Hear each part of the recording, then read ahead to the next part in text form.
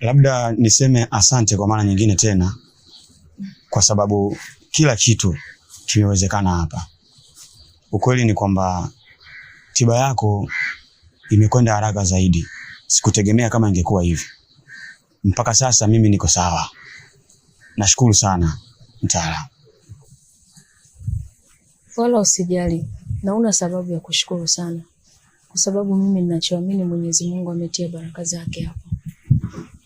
Kuwa na amani. Upo sawa na utaendelea kuwa sawa. Ila kuna kitu tu ambacho nataka nikuone. Acha kabisa kujihusisha na mambo ya watu. Binadamu ni wabaya sana. Nadhani utakuwa umenielewa. Nashukuru sana.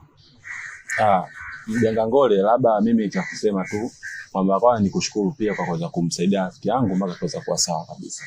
Ila jambo lingine ambalo nataka kuzungumza mganga, mimi nitakuja kwa wakati wangu, kuna mambo fulani ya kuongea.